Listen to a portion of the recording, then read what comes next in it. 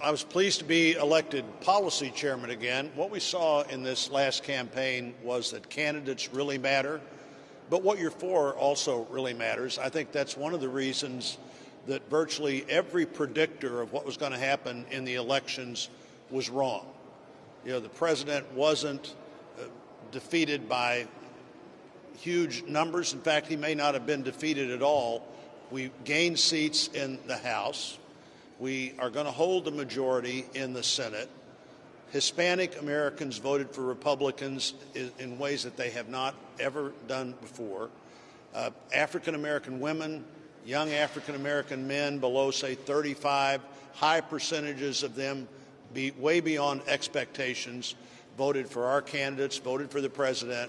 I think if you're a Republican in the Senate today, if you're a Republican in the Congress today, there are incredible opportunities out there as we look at what voters said they didn't want, but also what voters clearly said they do want. They want more opportunity.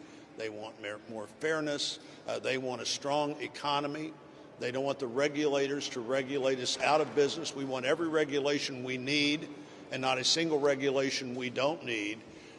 They'd like to see what happened in the first 3 years of the Trump administration continue to happen.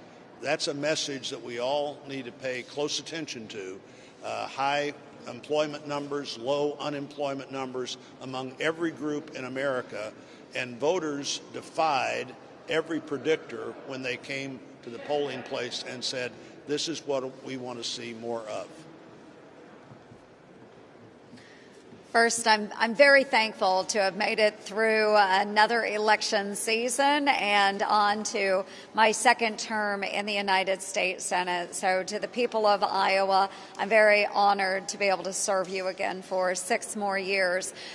For this leadership team and for my Republican conference, I want to say thank you so much for once again electing me as vice chair of the Republican conference. It is such a tremendous opportunity for me to be able to take the stories that I get, and you hear me talk about it all the time, but I'm so proud of the 99-county tour that I do every single year, that Chuck Grassley has done for 40 years, to be able to gather those stories from Iowans and take their opportunities and their challenges and their voices and lay it out with the members of this leadership team to make sure that they are represented here to the best of my ability in the United States Senate.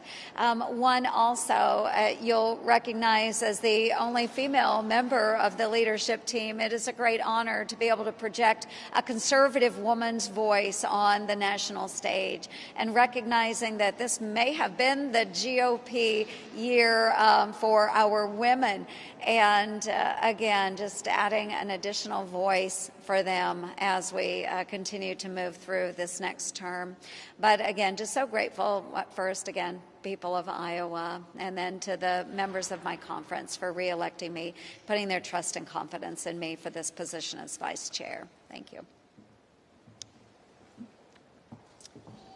First off, it's a real honor to get elected to do this job. It's a hard job. I'm going to take it very seriously. I know the job is to make sure we have a Republican majority in the Senate.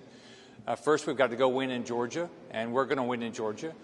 We all heard what the Democrats are going to do. Chuck Schumer said if he can take Georgia, he can change America. And we know what the Democrat changes are.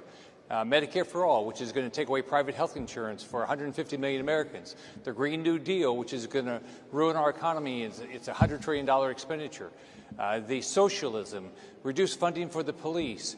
All these things are going to change the America that we all grew up in, that we all want to keep. We've got great candidates for the 22 cycle. We're going to recruit others, and we're going to continue to have a Republican majority after the Georgia races and at the end of 22.